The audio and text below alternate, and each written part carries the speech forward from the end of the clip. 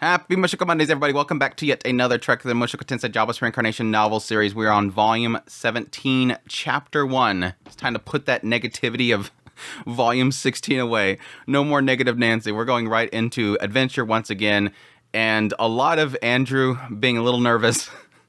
I've read the first two chapters already. I think that's a good stopping point. We'll see as we go along. As usual, we'll just kind of take it as we go. But I didn't realize until like we were doing Mushoku Monday last week, and I'm like, it seems like they're kind of flagging Ghislaine. So when we get into this whole thing coming up, I'm like, don't tell me Ghislaine's gonna die.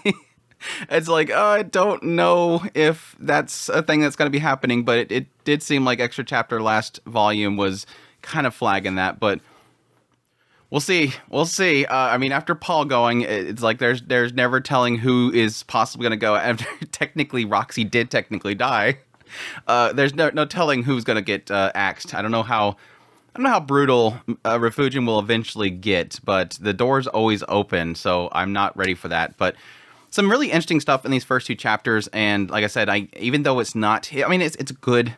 Like 15 or so pages on my document, which is legal size, after breaking some segments down, especially like combat.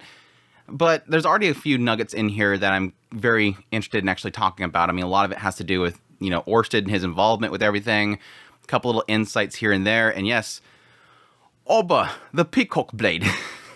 I had to go back and check my dumb voicing that I did for him to make sure that I'm like technically consistent. I'm not always consistent. I mean, I realized that technically in that same chapter back when Aubrey was here, my Ghislaine voice was quite different, and I've kind of gone for more of a gruffier voice for her, more muscular, gruffier voice for her recently. So it's always up in the air. I try. I try. I was just excited to use Zenoba's voice last Mushoku Monday. But anyways, long tirade aside, thanks everybody for dropping by for the premiere. Hey chat, hope you guys are doing well. Thank you so much for dropping by and supporting the channel just by being here, hitting that like button. I'm still disappointed in how many likes we get per week, despite how many people get to watch it. I'm not mad. I'm just disappointed. But anyways, yes, and additionally, I definitely appreciate everybody that supports the channel monetarily through Patreon, tips, links, super thanks, memberships, all that stuff. It means so much to me that you guys support the channel to keep things going. But with all that said, let's jump right into it. Chapter 1, The Road to Asura. Journey from Renoa to the Kingdom of Asura usually took several months, but fortunately, they had teleportation circles. They teleport just north of the Asuran border from the floating fortress. Rest of the way would be on foot and carriage. Oh wow, this is incredible, Rudius! That town is just a tiny speck from up here. Edis jumped off her horse in excitement when they arrived at the fortress. I realized that here, I'm like, yeah, that's technically true. Edis hasn't been there yet. I would assume at some point, with all the travel that he went there, I guess he technically hasn't been there much since the whole thing with Orsted, which is when Edis would arrive. But I would assume that at some point he would have gone up there and she'd be like, "You're taking me with you. I want to go see this place." I mean, she was like in awe of it way back in like Volume 2. Like she was super excited about the floating fortress. Her mouth was wide open as she stared over the edge. She then shifted her gaze to the imposing castle. She was like a kid at an amusement park. Cute, but they all felt secondhand embarrassment from her. Still, her excitement seemed to please Savarl, who was waiting for them in the front of the circle. Savarl is just basically to Petagus as Edis is to Rudius. So if somebody likes anything Petagus, Savarl's happy. She approves. How do you like the view from the floating fortress Chaos Breaker, miss? It's amazing. I've never seen anything like this before. Savarl nodded, as if pleased. The two of them exchanged introduction before Savarl noticed Edis's eagerness aimed at the castle. She led them to the audience hall, where they met Petagus sitting in his tall chair. Ah, there you are. They only stopped in to pay respects, Ariel taking graceful steps forward to deliver some formal spiel. However, Edis interrupted her, walking right up to the master of the castle. I was like, no way we doing this. When I read this, I was like, what? What is she doing? And who are you supposed to be? As Petagus sized her up with a glance, Rudius imagined Edis swinging at him, sending a chill down his spine. I didn't have any expectation that she was going to attack him, honestly. I just assumed that she was going to be just lacking all formalities and just go up there and be like, who are you? Just to kind of size him up herself. Petagus was much more indulgent than you'd expect, but that didn't mean that he'd tolerate this kind of disrespect. Before Rudius could intervene, he was stunned to see Edis abruptly drop down to one knee. It's an honor to meet you, sir. I'm Edis Greyrat, who recently became Rudius' wife. Thank you for your hospitality. Ah, I am Petagus Dola, known as the Armored Dragon King. I know of you, Edis Greyrat. You're the so-called Berserker Sword King who challenged Orsted himself, yes? It's not worth boasting of, sir, but I am. Edis had an unusually humble tone, but still delivered her words flat and forced. She must have memorized all the lines beforehand. She was like, again, this is that whole thing that they kind of confirmed, that they did confirm in the whole area in chapter 9 of last volume. This idea that to Edis, she wants to make sure that Rudius looks good. Her whole focus, the thing that she takes pride in and she takes joy in, is people seeing Rudius as good. She is that kind of supporting wife. She just loves that everybody loves who she loves. And yes, that's why she gets a lot of approval of a lot of people, is through that love that she sees in other people to him.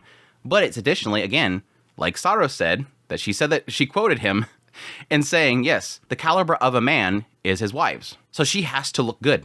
Well, Edis Greyrat, I find your modesty most endearing. Pedagogus looked genuinely pleased. Allow me to apologize for the unfortunate incident 8 years ago, when my subordinate assaulted you. That's going way back. And technically he did the same thing to Rudius. Or no, it was more of the fact that he was afraid that he had a grudge. Pedagogus chuckled softly. Again, just like with Orsted, it's like, what? A chuckle? Pedagogus chuckled softly, waving his hand in a lordly gesture of welcome. Edis returned back to Rudius with a satisfied smirk. It was like she was saying, look, I can handle this kind of stuff just fine. That aside, it seemed she left a good impression on Pedagogus. Unlike Rudius, it seemed her openness was naturally endearing.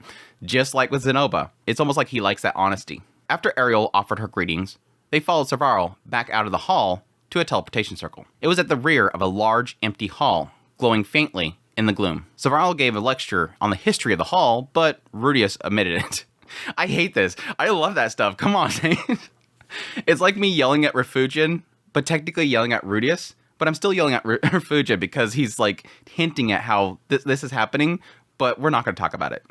Yeah, technically it could be a lot of useless information, but I always love this lore and stuff in there, but it's to Rudius' character and the idea of like, you guys don't care about this stuff, do you? Instead, Rudius noted that the circle would take them to the forest close to the Ostrom border. Unfortunately, it wasn't like working circles remained in every single city in the world. All circles on the floating fortress were kept active by Pedagogus' mana. But in order to use them, the circle on the other end had to be actively powered. Under normal circumstances, you had to ensure both circles were activated simultaneously by people on either side. Which does all make sense. So far, all this makes sense. But the next part is kind of curious. This sounded incredibly inconvenient. But there was a workaround that involved a special magical implement, supposedly invented by the same genius mage who created teleportation circles themselves. That's kind of cool. These implements were capable of automatically absorbing mana from their surroundings, keeping them perpetually activated. This unfortunately meant that it only worked in certain areas where the air was thick with mana. It's like Refugian just thinks about all this stuff when he's doing this. It's like, why is this like teleportation circle way over here? Now, the assumption back when Rudius was transporting specifically for the Begaret continent, it was this idea of like, it's way over here and it goes over to here and you have to go way over here and it takes you way out here, but at least you're closer to your destination. You don't have to spend months traveling. It's just a month. And it's like, why? Now, the assumption at the time was, yeah, obviously it's out in the middle of nowhere where nobody would know that it existed there and thus nobody destroyed it. But there's so much more here that technically explains where it's at and, yes, why it was hidden. Which, yes, is because they were destroying them all. This naturally limited where they could be placed, which is probably the reason why circles, like the ones used to get to the Begaret continent, for example, was in such inconvenient spots. Generations of research did find a way around this issue, continuously powering circles in other places with magic crystals, replacing regularly when needed. The Kingdom of Asura was located in a region with low mana density, so nearly all the teleportation circles had to be this newer system, power when strictly necessary, and left inactive otherwise. Only a handful of people even knew where the magic crystals need to be placed to activate them. Mute point now, though, all of them were recently destroyed by an unknown party. The only one who knew where they were the man god, and the only person with power to destroy them was High Minister Darius. That was their best guess, at least. Without the proper place, tools, and knowledge of magic circles, you had no hope of making a teleportation circle yourself. In other words, they couldn't make one themselves inside Asura. They'd have to take somewhat of a longer road to their destination.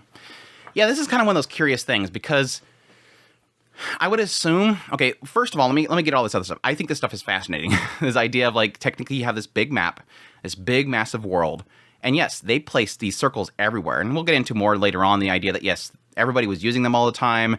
At some point, this war happened. They were using it for military use. And then everybody kind of decided, let's get rid of them. But then a group of people basically said, no, I want to keep these.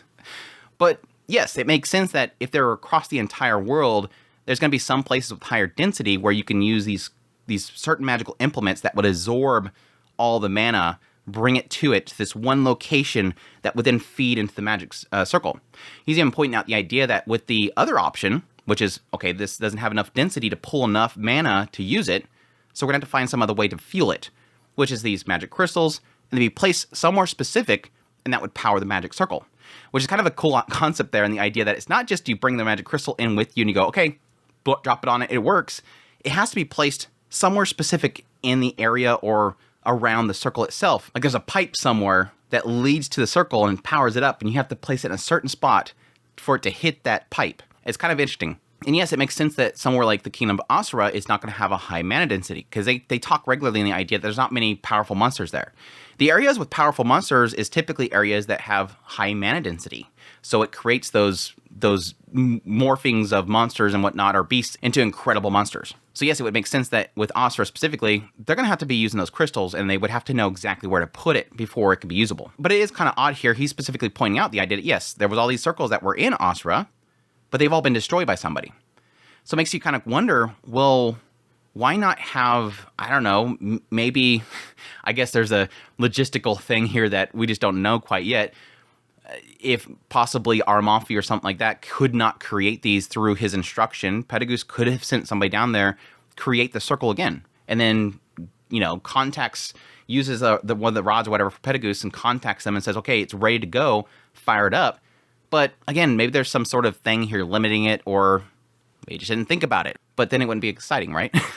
It could just be that they don't have the resources to do it right now, and it would take too long to procure the resources. Because yes, the things that he points out is the place, the tools, and the knowledge. They have the knowledge, obviously. They might not have enough tools, or they just don't know really a place that would be good for it. We haven't really specified, like, how do you place them and where can they actually be placed, because again, obviously there was a lot around the world. A lot of them were destroyed, but a lot of them are really weird places. And that could just be specifically because maybe there was a civilization near there. Like when he went to Begarit, he went up in this forest. There could have been a civilization there, and they had that circle there to get to Begarit. But again, they're specifically with those two, I'm assuming they're going to be that first option. They're going to be in places that are being fed mana, or they could be technically just recently charged by Orsted using a crystal. They managed to work out the travel plans, but Rudius was curious how Petagoos planned to show up later on. That's a good point. When I read this, my immediate assumption was that he's just going to fly over there. Like the moment that they're going to travel right now, Petagoos currently is probably moving his foiling fortress over there. Rudius had brought that up at the audience, but Petagoos brushed it off, telling him he didn't need to worry about it. It's kind of like, why not just say, I'm moving the fortress? I was like, why not just say, I'm moving the fortress? Now, I guess the question mark there is, how does he get down from the fortress? Like, is he going to have maybe Armafi fly him down there? Or does he have some sort of gravity magic, which they haven't really specified that really he knows any kind of gravity magic. It could be simply that, yes, he might just land the fortress, right? That would probably be a big thing. Just like they're in there, they're getting the situation handled, and they're like, don't worry, we have Petagoos' support. And then suddenly this massive fortress comes down and just lands right next to the city, and he just comes walking out. That's probably what's going to happen. Ariel seemed to be aware of the details, at least. Maybe some dramatic surprise appearance. Kind of makes you wonder if they're not telling Rudius because they don't want Orsted to know. Don't tell Orsted because he might destroy. He destroyed the circles. Stepping into the teleportation circle, they found themselves in a ruin. Layout and construction was similar to the building in the Begarit continent. Orsted told Rudius that there had once been many structures like this all around the world. Many other races had moved freely between continents at the time. When they misused it for military purposes, their use and construction had been forbidden. Some dragonfolk had strongly disagreed with this decision, secretly protecting a number of the circles they regularly used with magic barriers. Rudius felt some of them just didn't give a damn about the common good. He couldn't complain though. Their selfishness meant that they could travel easier. It's like this stupid little thing like, gosh, those people are selfish. Obviously, it was being used for bad things, but they were being selfish and keeping it for themselves and hiding it away and keeping this thing that caused problems around. But I'm also going to use it. The ruins were in a thick, vibrant forest, currently northwest of the narrow valley known as the Red Worm's upper jaw. Unfortunately, they ran into a problem already. The carriage was stuck in the ruins. Before Rudius can be disgusted by his misjudgment, he's like, I don't know why I didn't think of this. Ariel's two attendants disassemble the carriage and carry the parts out the door. After reassembling the carriage on the main road, it was already sunset, so they made camp. They hunted beasts for meat, plant for seasoning, and treants for wood. It felt like you couldn't go 10 feet in this world without stumbling over a treant of some kind. With one even in Rudius' front yard, one day, they may even take over the planet. It's like some flagging thing, like, yes, like the series ends with all the treants uprising and taking over the entire world. Rocks and ones that look like rocks and potatoes and trees and, all the elder treants and everything like that, just taking over the world. And it's kind of comical in the idea that how many times Rudius kind of points this out, and the idea that, like, they're everywhere. I think he said at some point they're the slimes of this world. Like in most JRPGs, you have slimes everywhere. And this one is treants. Rudius was feeling the royal style of traveling, as Ariel's attendants rolled out nice thick carpets for them to sit on. Still, he found himself with not much to do. Sylphie and Ariel's attendants were taking care of all the cooking. Ghislaine and Edis were standing guard. For once on a trip, Rudius had no role to play. He traveled solo so many years, temporary in parties, but he was never told deadweight. Didn't that kind of what they implied with the whole situation with, again, Ariel and that princess or whatever that they were going to that one ruins with? And how Roxy and the other ones were actually taking care of everything. That was not the first time, Rudius. His large supply of mana meant that he assisted in all sorts of odd jobs, creating plates and forks from thin air, producing clean drinking water, skills that were highly prized. I can definitely see that in the idea of, like, if you're going out with an adventuring party and somebody can produce water, it's like, well, that's nice, so we don't have to carry a bunch of canteens or look for a watering hole and possibly get sick. Here, in a well-supplied group with two attendants that could use magic, he had nothing to do but sit around. It was awkward. Then again, he wasn't here to wait on Princess Ariel hand and foot. His task was to identify the man god's disciples and deal with them. Here it is. Doing it again, Seven Seas. I got a huge kick out of the fact that going from 16 to 17, we're having that thing again where it seems like every single volume, they change how they word things. Yes, in the entirety of pretty much everything 16 and back, it's been apostles. Now, out of nowhere in 17, everything is described, this individuals for the man god is described as a disciple. So we're going from apostle to disciple. Additionally, later on, yes, they start to talk about Princess Ariel ascending the throne. And before, they always classified it as her becoming king. Always becoming king. What does it take to become a king? Now, that's to the context of them trying to figure out what makes a great king. But still, now it's always queen. It's kind of weird. Current suspicion was Luke and Darius. The third was likely the North Emperor or the Water God. Orsted had given Rudius instructions on how to face them both. But before he could meet them on the battlefield, he had to take some time to consider how those fights would play out. As he thought of this, Rudius looked to Luke, standing at Ariel's side, clad in impressively shiny armor and ready to defend her from danger. While it was a good chance that he was a disciple of the man god, Rudius believed that Luke would put his life on the line for the princess. It wasn't like being a disciple made you the man god's loyal puppet. Rudius knew from experience how it worked. The slippery jerk would give you all sorts of advice that seemed helpful, only to betray you at the very last moment. This feels weird. This little segment feels weird. Why I mean that is that essentially what they've established so far is that Rudius was working for the man god for a long time.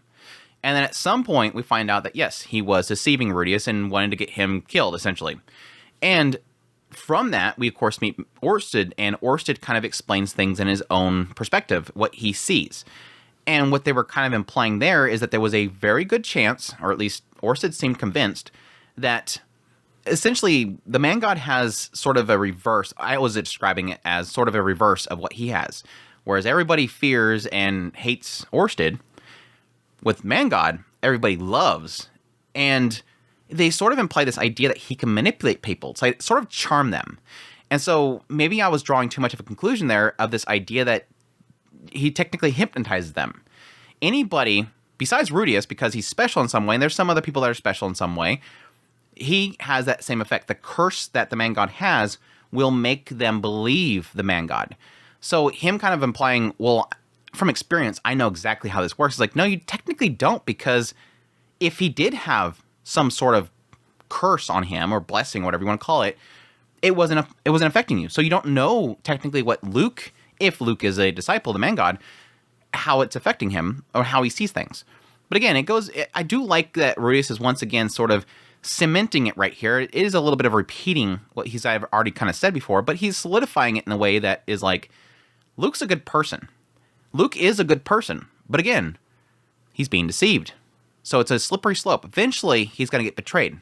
For now, Luke is seeing whatever he's saying as being something that's probably benefiting the princess, if anything. Meaning, the man god's disciples were usually his victims. Honest people being misled by his lies. It wasn't Luke's fault that he had an evil god manipulating him. That made Rudius very hesitant about considering killing him. Apart from everyone else, he was a key member of Ariel's faction, who provided her with all sorts of support over the years. He even had a crucial role to play once she became queen. As we'll find out here in a minute, he might actually be very critical here in a minute, depending on, I don't know, it's like one of those things where I don't know how much influence he has on his father. But yeah, this is where it starts saying queen. I made a note here, lol, it's now king. I like it being queen better, but yeah, in a general sense, it's the throne, it's the kingdom, it's being the king. Of course, Asura wouldn't be helping Orsted in his quest for another 100 years. Luke would be dead by then, so maybe his fate wasn't that significant. Yet it had to be important for Ariel to be an effective queen. Having Luke around might help her maneuver things in the right direction. Yeah, that's technically the point. Even if it's not Ariel herself that's going to be helping out Orsted, if she's to continue on this path into the future to set up, to birth and set up whatever is to come after that, yes, Luke technically might have to be around. It was possible, or maybe one of those fixed turning points in history. Sorry, I should have done a trigger warning. There's some talk later on about TPs that I'm kind of curious about. In other words, if Ariel became queen, things would work out somehow. If the first prince took the throne instead, they'd be heading to a bad end, no matter what. The idea still seemed odd. Reality had to be more complicated than a scripted video game. Yeah, I mean, yeah, technically you're putting it all into a spectrum of hitting bullet points. Here is the quest. You know, get those objectives completed and then turn in and it's all completed. No, it's like, what if you get this objective completed, but it's at the cost of something else, and that something else is technically important that's not a bullet point. In the end, Ruiz had to rely on Orsted's knowledge about this stuff. It was hard to say he would ever get a complete explanation of things. He had never gone into much detail about crucial events that would occur a century from now. That's a kind of curious thing. Is it because he doesn't want to explain it to Rudius, or is it a thing where does he not want to explain it to Rudius because he's afraid of Rudius possibly ever going back to the man god, or just an aspect that he doesn't necessarily see that Rudius needs to know? Like, I'm not going to sit here and waste my time explaining something that he's not going to be around for. It's kind of like the whole thing with like how his future that he's seen with like Edis and everybody, his family, played out. He's like, you want me to explain what everybody else does? Like, what does it matter? I'm not here to entertain you. Pressing him once about the man god's claim that his actions would destroy the world, Orsted simply said, "That is a possibility, to be certain." I'm sorry.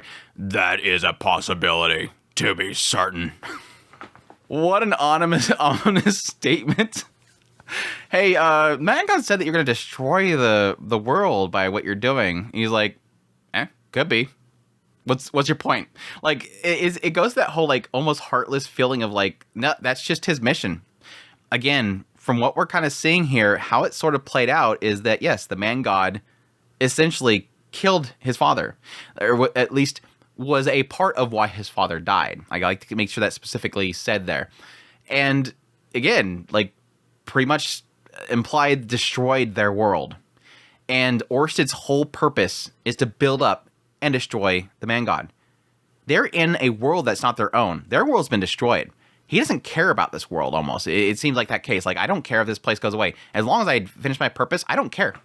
This is what I was born to do. This is what I'm going to do. I don't care about what is the collateral, basically. That's like the idea of all the disciples. Oh, we have to kill him? All right. It's for my mission. I have to get here, and if they're in the way, I'll get rid of him. I don't care. I don't care if he has children. I don't care if he has a wife. I don't care if he has siblings. They're in the way. This is my goal. I don't care about anything else. It feels very heartless, but at the same time, it's almost like it's a game to him. Like it's his quest. Who cares? What's on the sidelines? Now again, they've technically implied here and there that Orsted does have, empathy for certain things. I mean, just his reaction to the question about Zenith is a sign that there is a heart in there. Killing the man god seemed to be the only thing that mattered to Orsted. It made Ruiz think that he didn't care about what came after that. Ruiz wondered if he, himself, was being irresponsible, being unable to afford to worry about what might happen 100 years down the road. He had his hands full just keeping his family safe in the present. Short-sighted? Probably. He couldn't bring himself to care, though. People in the future would have to deal with their own problems. This is kind of one of those kind of, He's done this before. He's talked about this before. It was pretty much regarding the same situation around Orsted and the Man God and his descendants and all that kind of stuff. Is this idea of like, that's not my problem. And it's very scary when you think about it, because you would think, and this might be something that comes in later, because he kind of alludes to it here in a minute. We'll get into it again. It's the idea of like, do you not care about your children? Like most parents, when they think about, when they have kids, they go from thinking about their own lifespan to thinking about future lifespans. So being a single person, no children, your end game is, your lifespan. So you're thinking, I don't know, 60, 80, maybe 100 if you're lucky. You're thinking about that. That's your sight. This is my life. This is my world around me. You don't necessarily, a lot of people don't necessarily think like, okay, well, I need to do this for people 100 years from now. I'm 50 years old or I'm 60 years old. I need to put something in effect. I need to work with the politicians or whatever to work on something 100 years from now. I need to work on to keep this place safe. The moment you have children, your time span broadens. You're no longer thinking, this is my world for the next 20 or 30 or 40 years, and then it kind of disappears. Like it ends. Life ends. Your life ends. The world around you ends. You then go to, okay, what about their life 80 years from now? I need to start thinking about how I can keep things safe, keep the world going, work on the environment, work on politics, and to make sure that in 80 years, they're still good. And then it even goes broader than that. Whatever children they have, my grandchildren, that's going to be even further out there, and I need to make sure that that is safe. So it is odd that right now he's not really necessarily thinking that. He's just thinking, well, I'm going to be alive for another 40 years. Who cares after that? They'll deal with that. Not necessarily my children will deal with that. He doesn't care. It doesn't seem like he's giving much care to the lives that the world that his children will be living in. Most parents very quickly shift to, what is the world going to be like that my children have to deal with?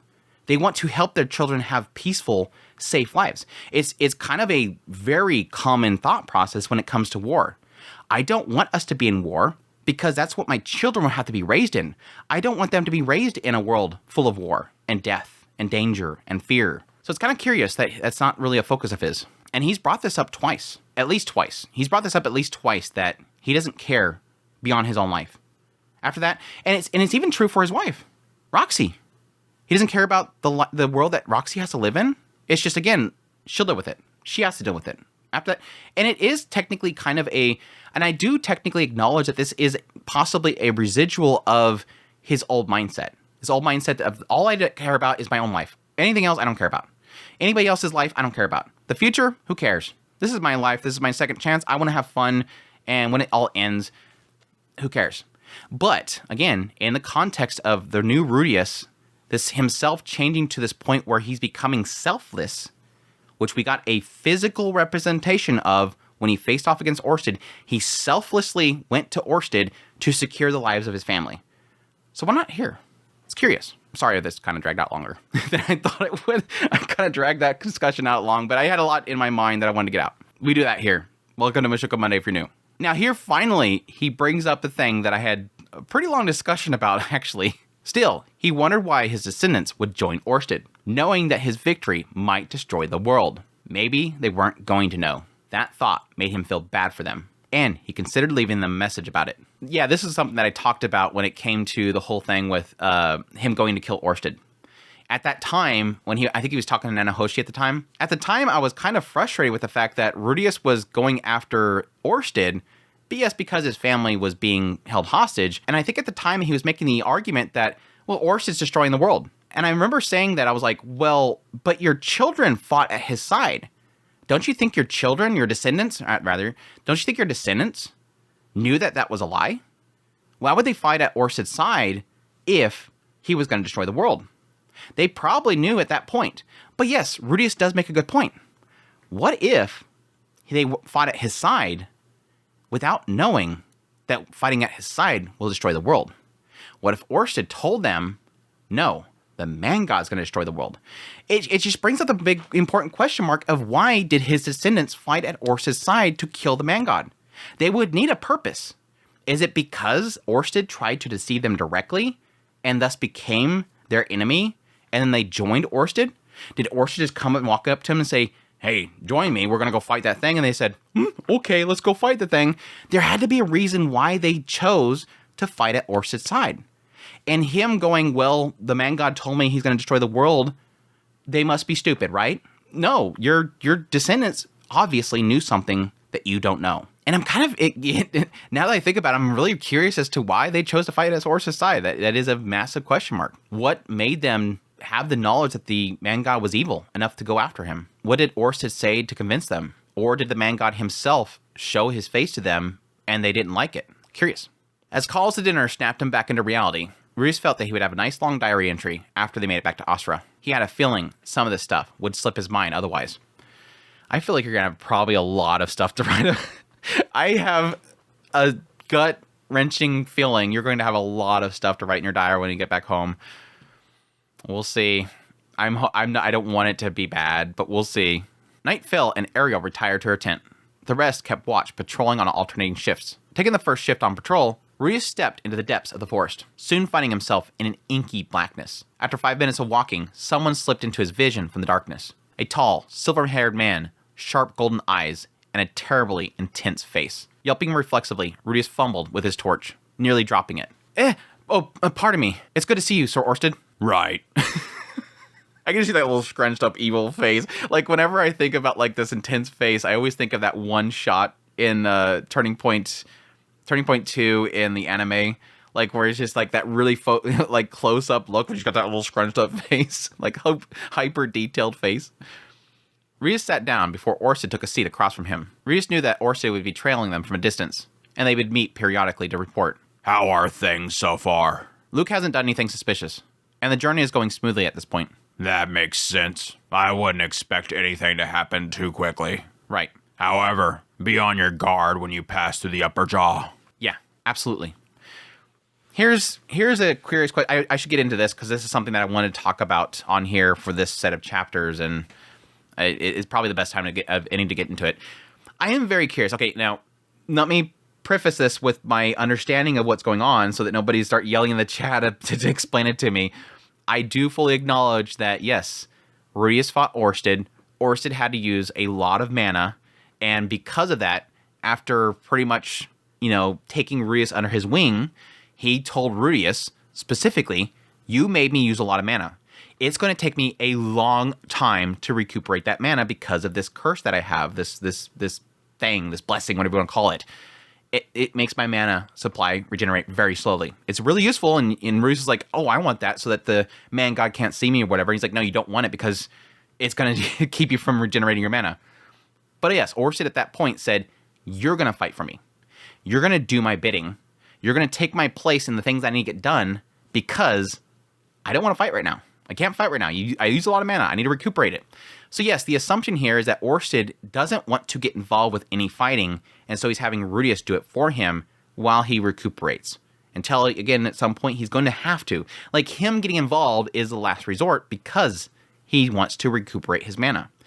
But it's not so much the idea that he can't fight, because Orsted has been fighting for a long time, not particularly using his mana. He's beating the crap out of people without using magic. Like, Rudius' first encounter with Orsted, he didn't really use magic. He used the Worm Gate, which could have used mana, but that whole concept there was to absorb the mana, not particularly to absorb it into himself, because like Rudius said, wait, he used that thing and it didn't go to him, which I think required the rear gate, which he didn't open.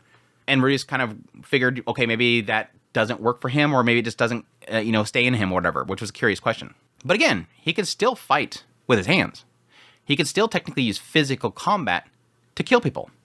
So right here, it's kind of curious that Orsted is trailing them. And we find out later that he is looking ahead. He is scouting forward. Like right here, I'm like, why isn't he traveling ahead of them to make sure it's safe? Orsted could easily go out there and just kill everybody that's ahead of them. He could take out all the ambushes. He could probably find them all. He could probably see, Auber hiding in a hole and kill him. But he's not. It's very curious that he's specifically letting Rudius go in ahead and go with them, and he's keeping his distance. Now, it could be that Orsted's constantly at a distance, waiting for any time that he would have to intervene, and then he'll rush in there and just kill somebody. Like, he could have done that with Auber, run in there and kill him really quickly. But he's not. He's not getting involved. He's just watching. He's just giving Rudius signals. He's just informing Rudius. That's all he's doing. And again, the explanation can be that there could be two explanations. It could be the easiest explanation is that Orsted is going, I have used my mana. I don't want to get involved with these fights. I'm letting you do it, because if I get involved, there's a chance that I might run into somebody that's really powerful, and then I won't have mana to use to kill them. So it's too much of a risk for me. I'm going to let you do it. You're my pawn. You're going to handle this. And if you die, you die. And again, it goes back to what he said before. If it fails, if Rudius dies in that battlefield and they go and they kill Ariel, start again. It doesn't matter that much to him. But you would think that this does matter enough that he'd be like, I don't want to go through this again, so I'm going to get involved. I'm going to jump in there whenever I need to. The second could be that he's trying to push Rudius to gain experience. I need to not get involved. I need him to fight these people. He can handle these ones. I'm going to let him handle this because he needs to get his hands dirty. He needs to learn about this. He needs to fight. He needs to learn these instincts and fight for himself. And it could be something involving with his own train of thought as to the future that he's trying to create, this path. He needs Rudius to get stronger. He needs Rudius to get some guts. Anyways, it's very curious. The Red Worm's upper jaw was a narrow choke point connecting Asura and the Northern Territories through a tall mountain range that separated them.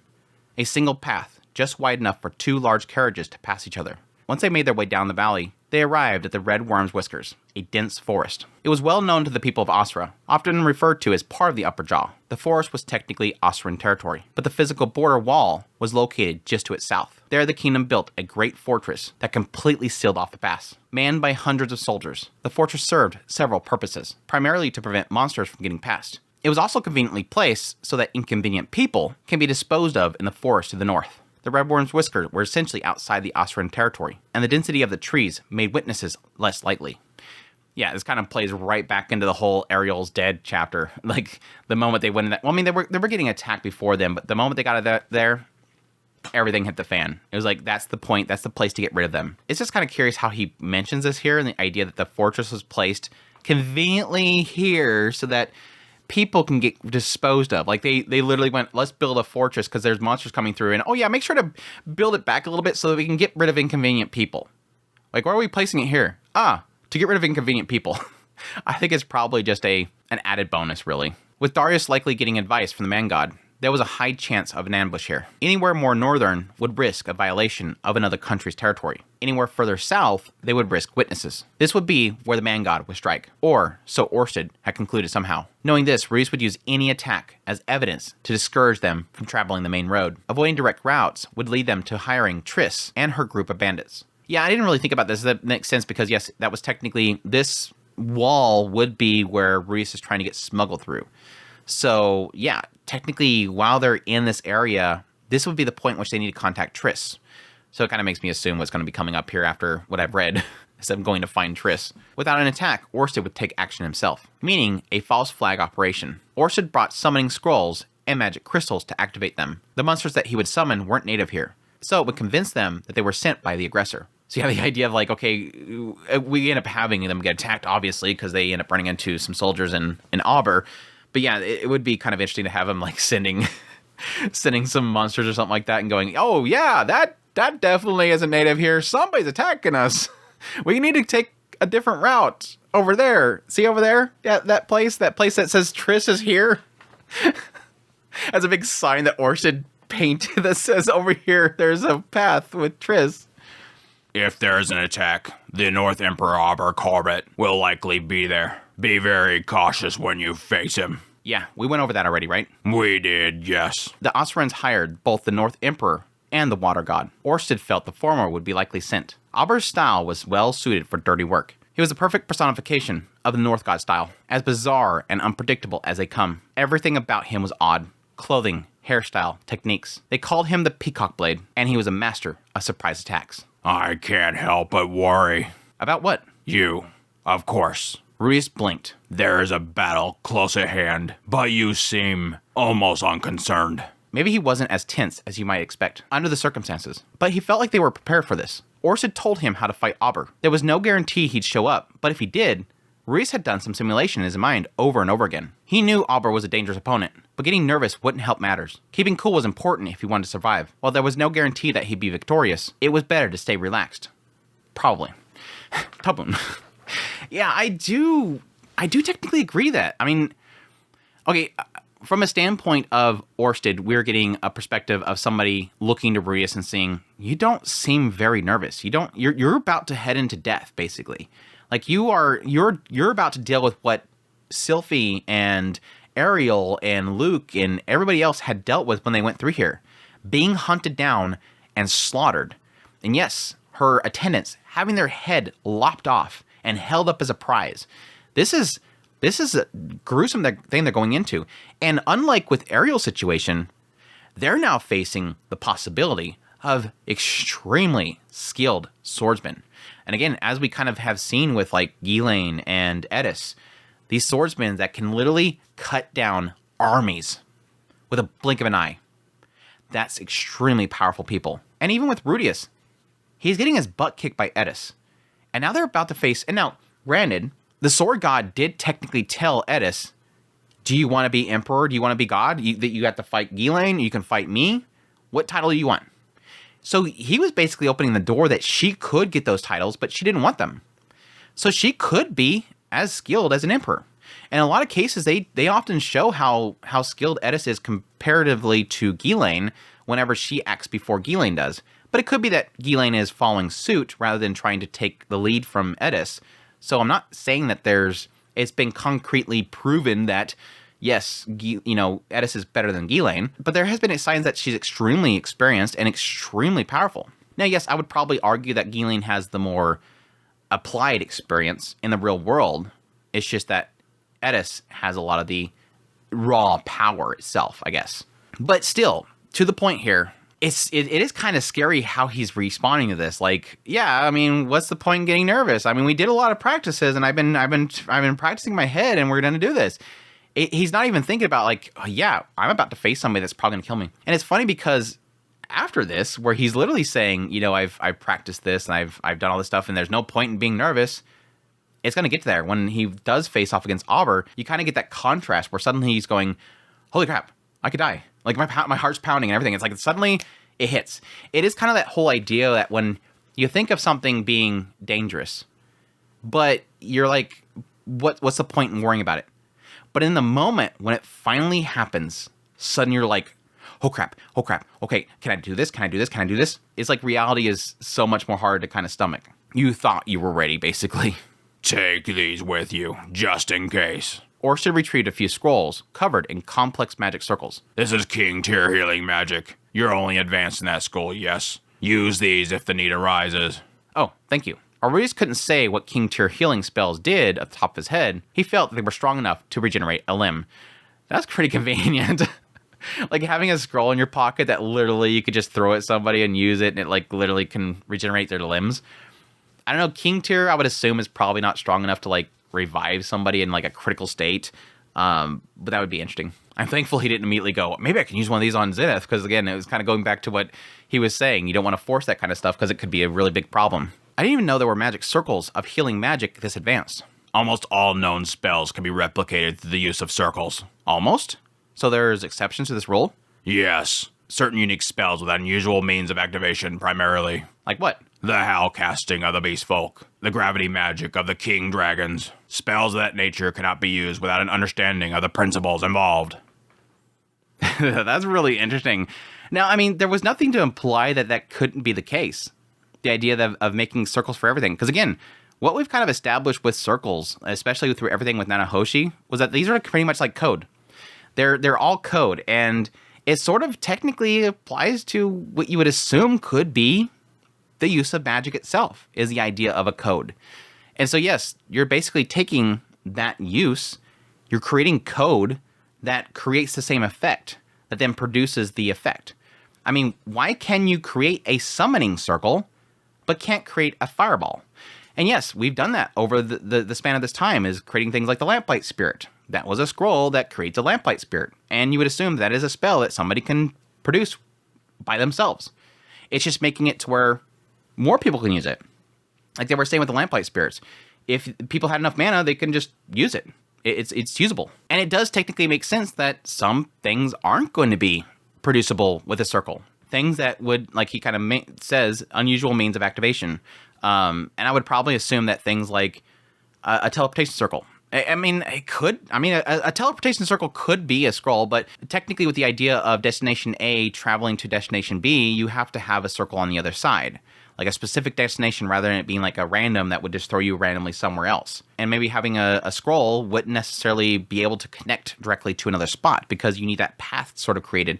They've kind of implied this path that leads to each location. But yeah, it technically makes sense that something like Howl casting, you couldn't use a magic circle because that's technically invoking from the throat. You're applying mana through your voice itself. And now it's curious that he's bringing up gravity magic from the King Dragons. Because again, that's something that Rudius eventually, his future Rudius self, figured out. He figured out gravity magic. And so he's saying that you can't create a scroll from that because you have to understand the principles. Now, the curious question here is that Rudius, every spell that Rudius has done so far, or at least he did with Incantationalists, the idea behind him using Incantationalists at the time was, well, it's because I understand the principles behind it. And he thought that at the time he couldn't do it with healing magic because he didn't understand the principles of mending a wound or whatever. Now, over time, we've kind of established that seemed to be misled. Like, he didn't really understand fully. I do kind of like that. It kind of is a bummer because you think that you understand what's going on. But then later on, Rudius kind of realizes that, no, that's not really what happened. He thought he was special back here because he knew like how clouds work, and he thought that was why he was so powerful with the spells with clouds and stuff like that. But then cut forward, you have somebody like Sylphie is figuring it out, and she's doing it even better than he is, and she's able to do other stuff like healing magic. Suddenly he's going, wait, I'm not special. And that could be an aspect of, again, understanding the principles involved.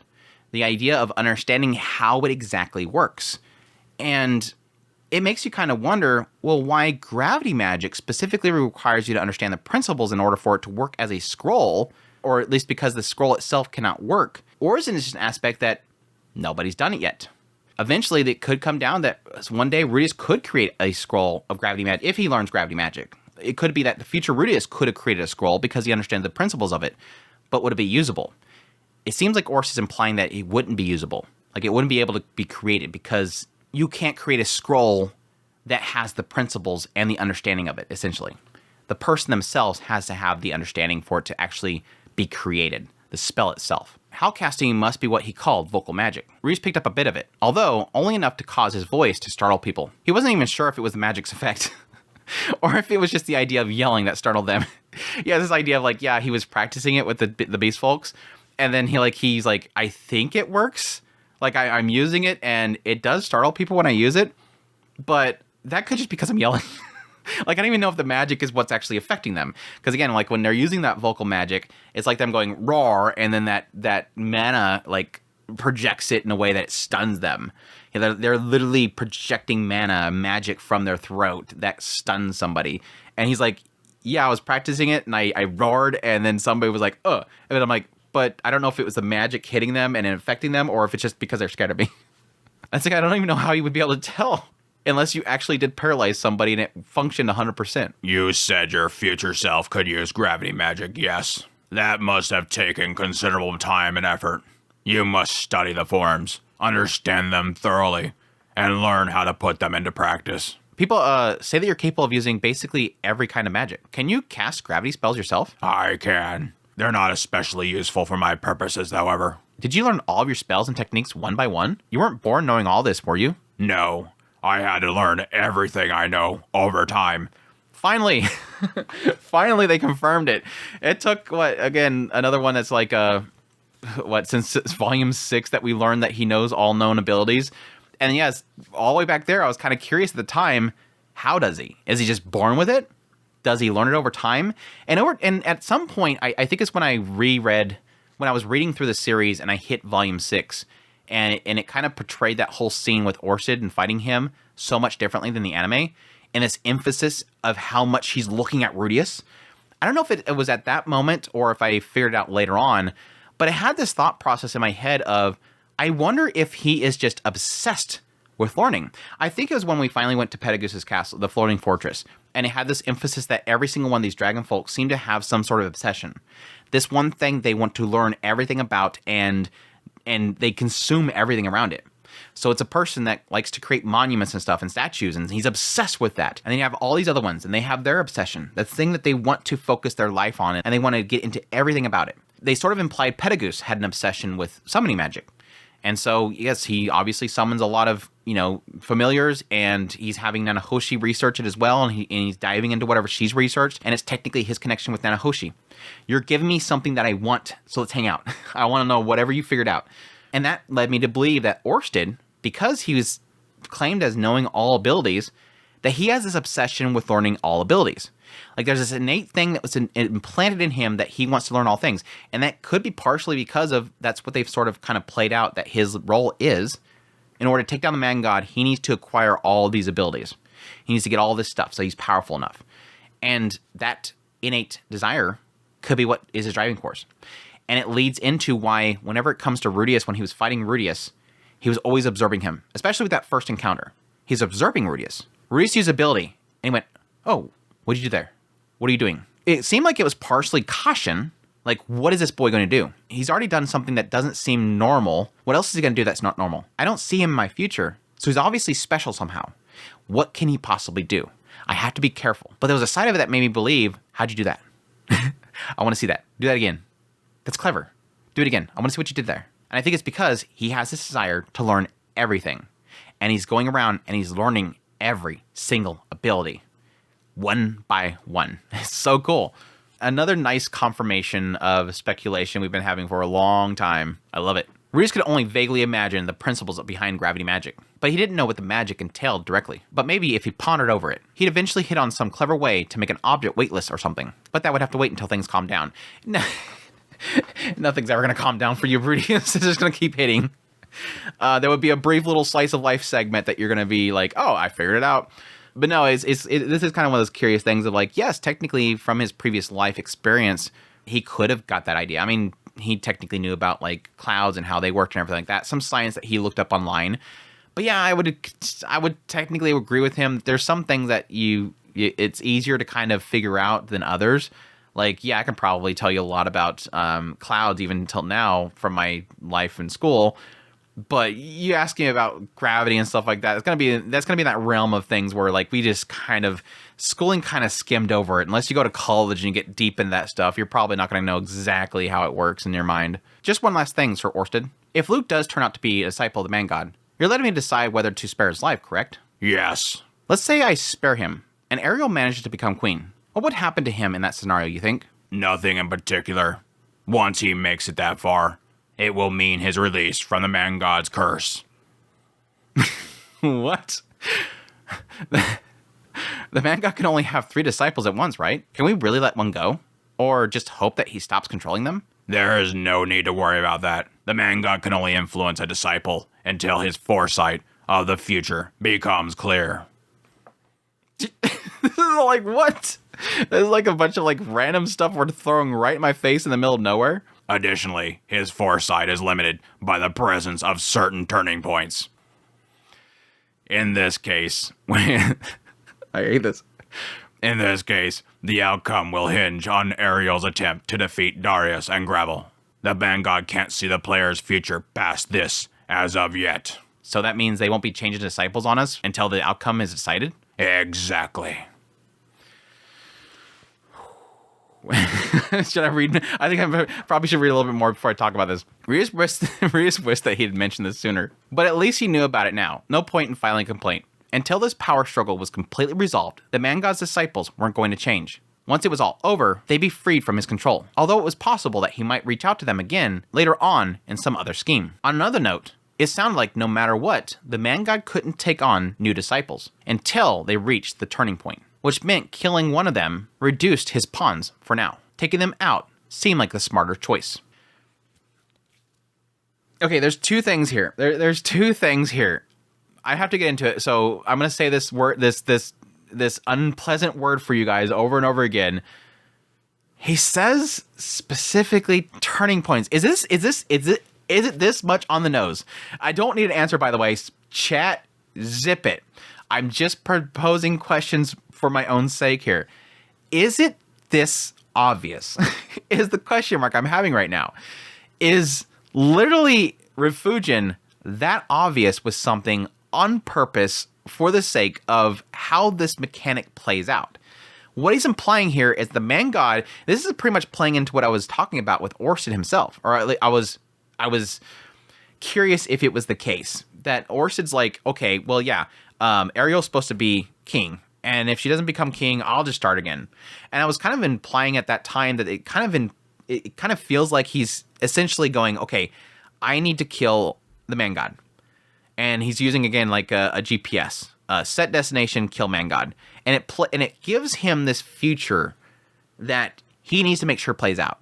And so if anything gets out of line, like Ariel not becoming king because this future diary said so, he needs to make sure that he does whatever he can to make sure that she becomes king, because that's part of that path to eventually killing the man god. And him by him kind of just brushing off the idea of, oh well, if she dies, I'll just try it again, is the idea of him almost setting another destination and then it plotting this course again that he has to make sure it happens in order for him to die. This sort of makes me believe the reverse here for the man god himself, not the reverse, but the similarity here with the man god. That the man god has these turning points. This is the turning point. I need to make sure that I kind of make it veer off here that way so I can make sure it gets to this destination that I want. And Orsted already kind of imply this idea that wherever he gets involved, it kind of gets hazy. And then he'll kind of see what comes out afterwards. And sometimes it doesn't work out for him. It sort of implies the man god's doing the same thing. He's setting this future, and it's got these turning points. And what it's implying here is that he can select disciples during that period of time. And it's also, this is the weird part, it's implying that he can only get 3 in that segment. And if one of them dies, he's got 2 left. He's starting a level. Like, here's stage turning point 5. And he's got 3 players. And they go down this path to the turning point, and they can die off, and he loses all of his men, and he can't do anything else. But is it that obvious? Is it literally laying out? And it makes sense to my theory that the man god was involved with the displacement incident. Is it literally turning point 1 for the man god was causing the displacement incident? The turning point arrives. Displacement incident happened. Success. Turning point 2. Get Rudius killed by Orsted. Turning point 3. Now here's where it gets like more interesting for me. I want to say turning point 3. Rudius gets a letter from Geese. Or was it? Was that point right there, that chapter, turning point 3, from the writer's perspective, the world's perspective, that was the man god achieving something else. That was the turning point where he was working on something else over here. Or was it simply reaching the turning point where he can push Rudius off to help Geese?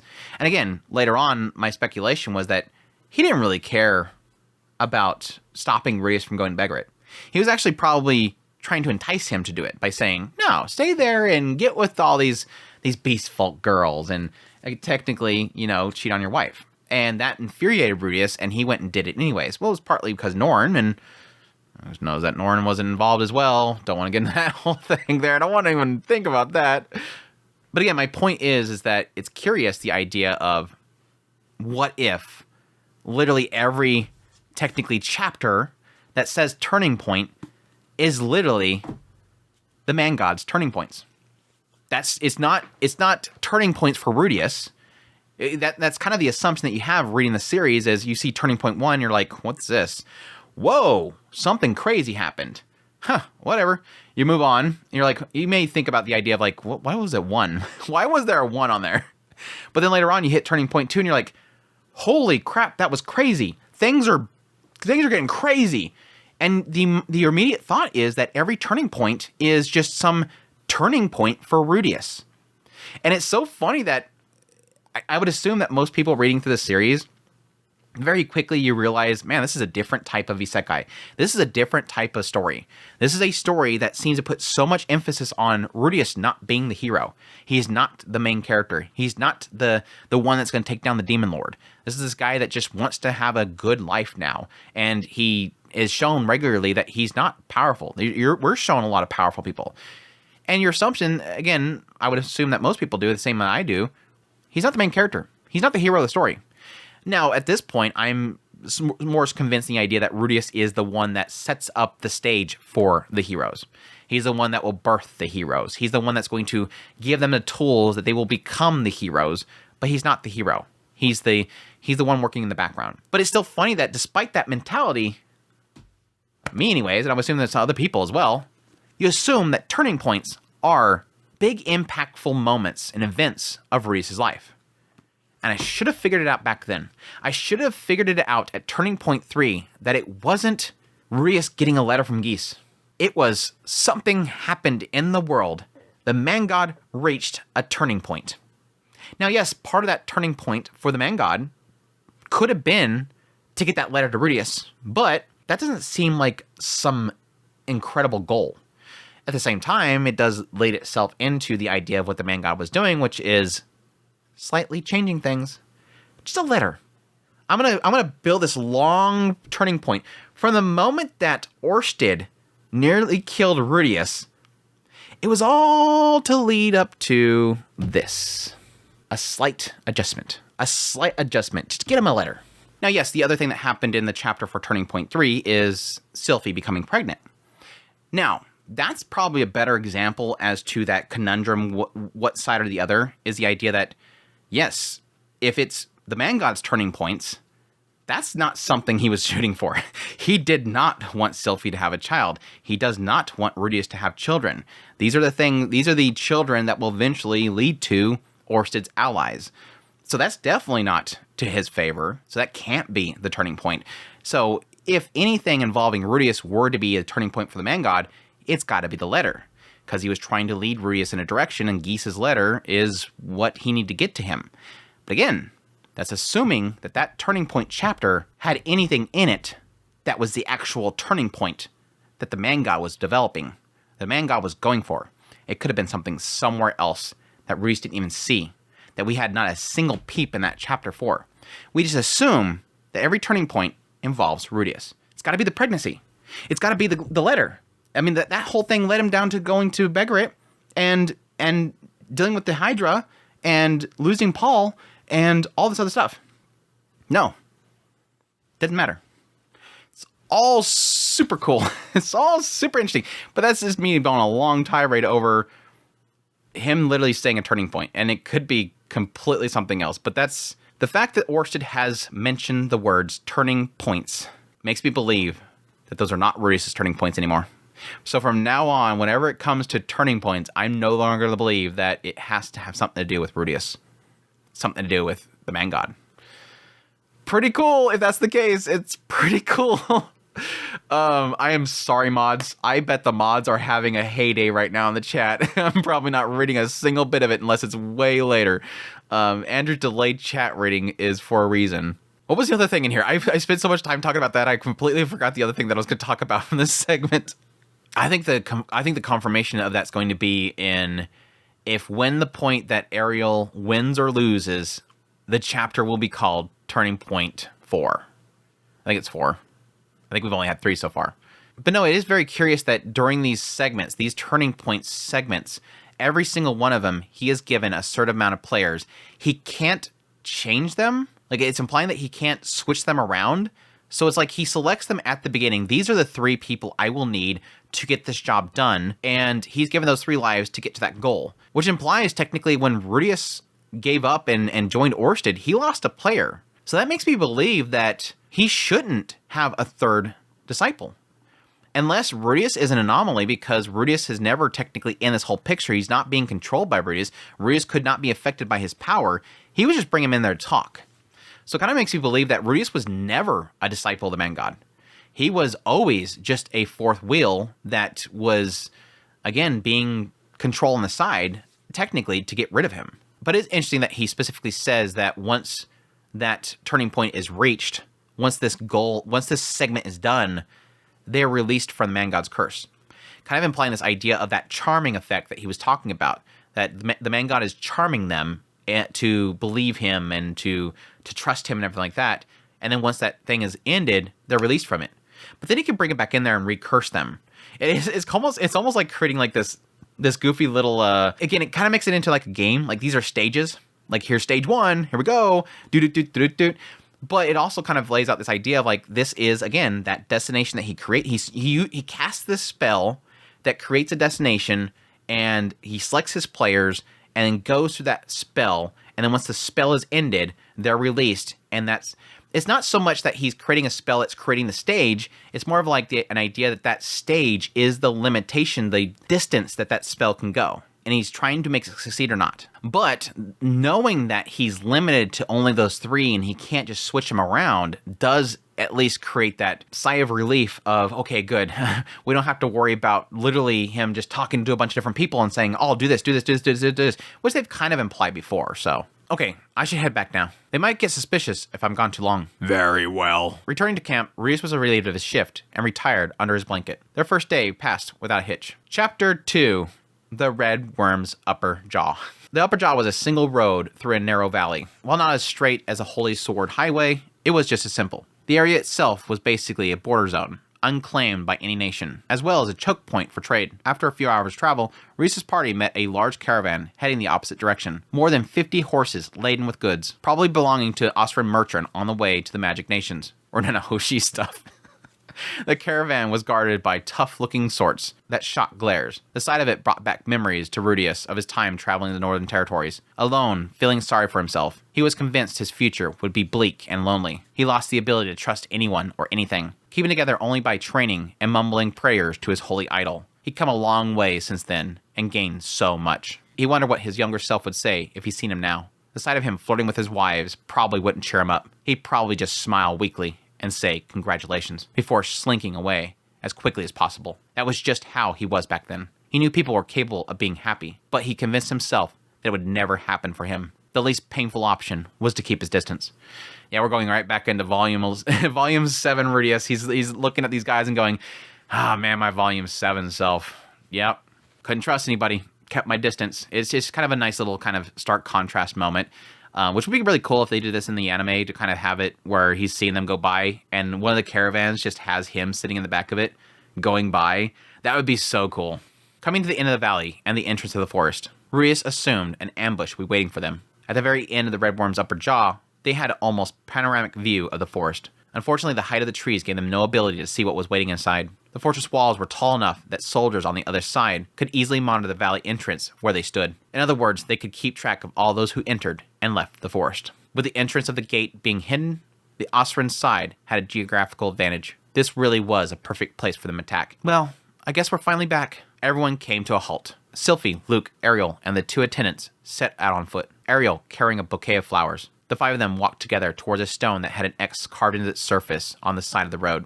Bending down before it, Ariel placed the flowers atop the stone and brought her hands together in a mill-style prayer. Rudius knew that Ariel wasn't particularly religious. This is the first time that he had ever seen her pray. Luke and Sylphie weren't too pious either, and Rudius wasn't sure about the other 2.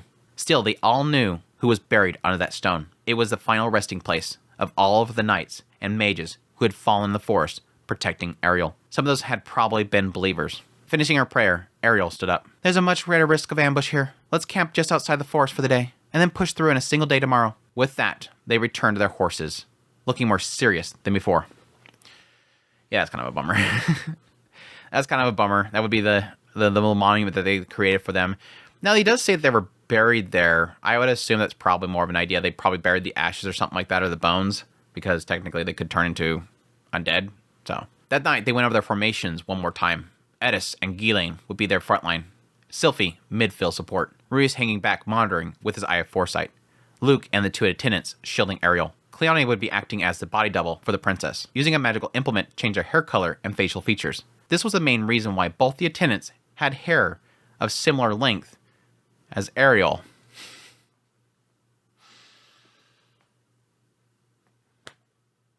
I don't know, this could be a lost in translation thing. Or it could be a big oopsie by Refugin. This could be a big oopsie by Refugin. What they're implying here is that, yes, this is finally kind of giving some idea as to this magical implement that we assume they had. Way back during the whole Fitz saga, they had this implication that there was this disguise that, or this item, this tool that the royalty had that would change somebody's appearance to create a body double. It's what they talked about with the whole situation with the Ariel is dead chapter. This idea that they thought they killed Ariel, but they didn't. It was one of her attendants. So here, they're kind of giving a little bit more details about it. This is specifically a magical implement. What does the magical implement do? It changes the hair color and the facial features of the person that uses it. So they're having Cleone basically change her hair to be blonde. I think it is blonde, beautiful blonde, changing her face to where she looks like Ariel. And then she'd probably have to wear Ariel's clothes to cover up the rest of her body so that nobody knows who she is. Maybe pad a little bit or whatever. I don't know if their physical size. They do imply that Cleone is the closest in height to Ariel, so that's why they're choosing her first. But here's the inconsistency. Way back in the 5th saga, there was that whole chapter where Rudius went to the marketplace. And when he got to the marketplace, who did he see there? Luke and Fitz. Now, at the time, again, he was pretty convinced that was Fitz. But he kept saying, no, there's something different about her. Like, she's not quite the same size as she normally is. And that would probably be implying the idea that, yes, Sylphie's very petite. So as Fitz, she was very petite and skinny. And then Ariel's a little bit more rounded.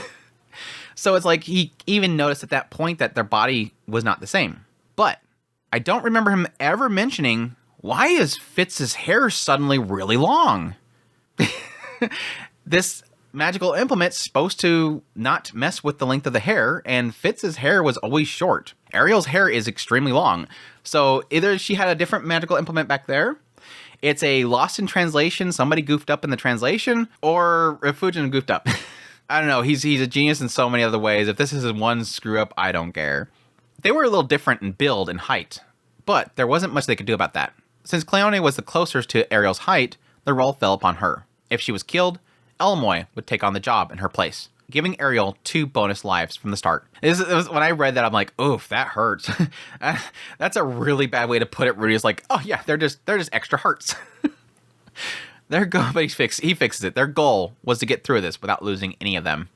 While Rudius didn't know Cleone and Elmoy very well, he felt terrible if they failed to protect them. Tomorrow they would proceed on the assumption that they were walking right into a trap.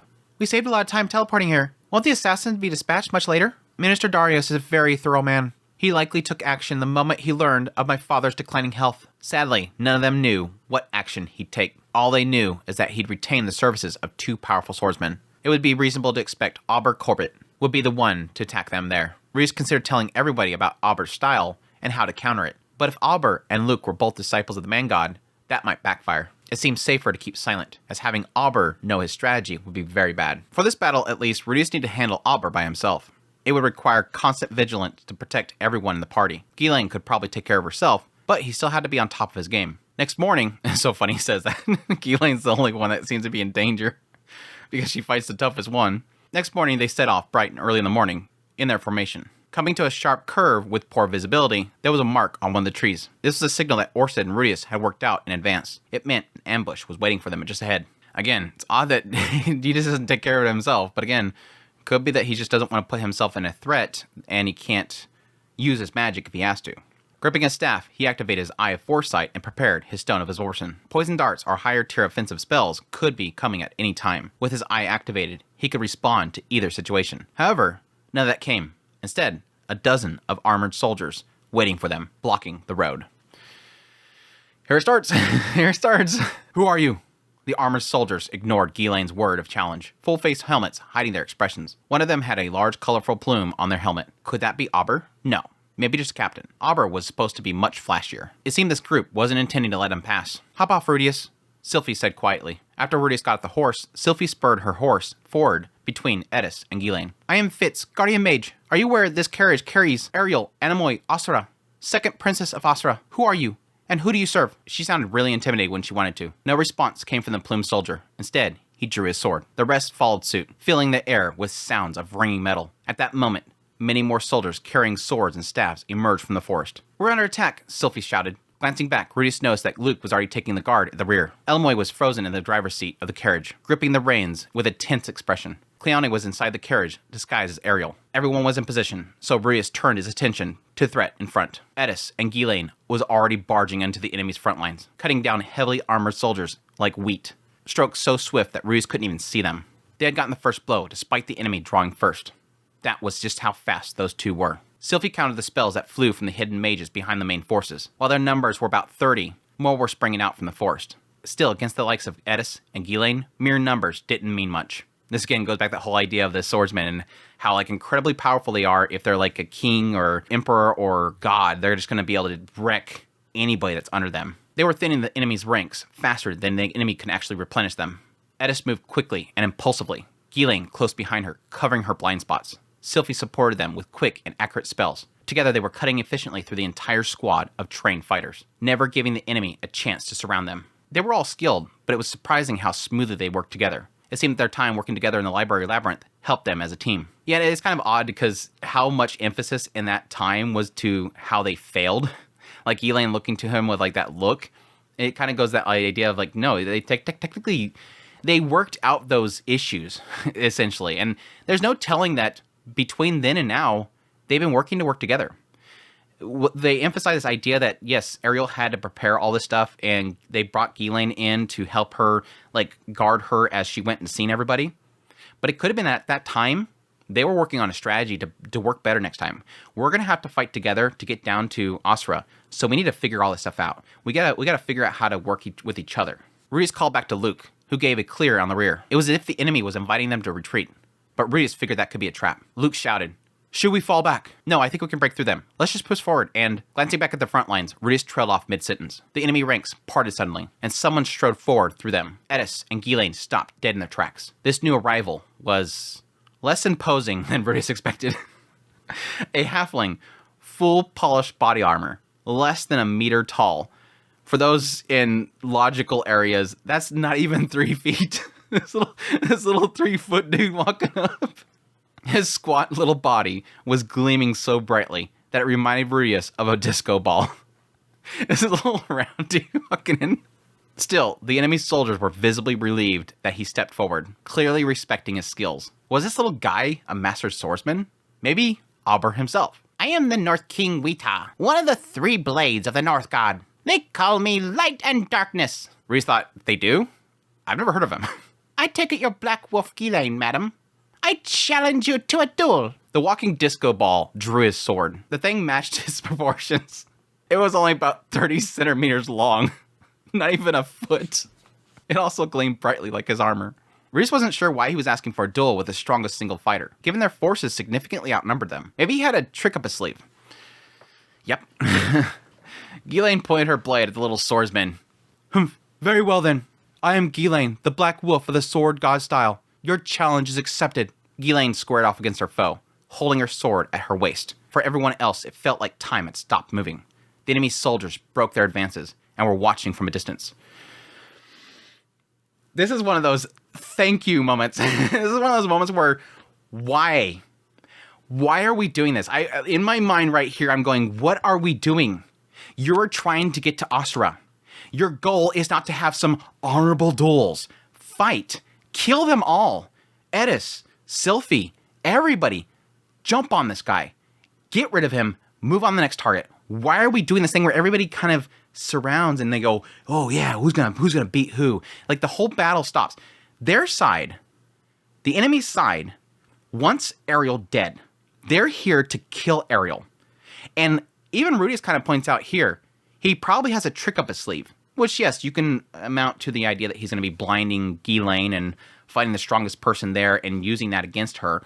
But the trick here is, let's get everybody's attention on this. It's an obvious ploy here. This is obviously a trick to trick you guys to drop down your guard and stand around like idiots and watch the fight. Why are we doing this? Ghislaine should have been like, "No, Edis, you and me, kill him." Just kill their side. So the moment that layer comes up, I was like, thank you.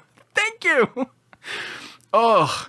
Sylphie glanced to Rudius, then took a few steps back as well, keeping an eye on the soldiers. The North King's sudden arrival had turned the chaotic melee into a tense, dramatic stalemate. It may have stayed that way too, but Edis apparently hadn't noticed the change. Now that Ghislaine had the North King occupied, she took the opportunity to charge straight at the passive enemy soldiers. Grah! What? Edis, wait! Startled, Sylphie hurried forward to lend support. Within seconds, Edis was back in the thick of battle. Rudius was worried for a second, but it seemed like they had it in control. It's like, yeah. Edis is like, all right, cool. All right, just start killing people. They're all standing around. Let's just kill them. Again, I have no sympathy for these people. I'm not going to see... me standing there as Rudius, I'd be like, good. Kill them all. They're here to kill us. They're here to kill Ariel. They're here to end our plans. No sympathy. Get rid of them all. There's no point in us even... Why are we doing this stupid duel thing? Why are we all standing around? Edis is like, no. Them. Kill them all. There's no point in us doing this. And again, I would probably wager that she should have came in there and just wrecked this king. Now, from Edis' perspective, handled all this first while Ghislaine's doing that. I trust that she's got it handled, but eventually go over there and finish off the guy. There's no honor here. This is assassins and people trying to survive. This isn't an honorable war. This isn't an honorable duel.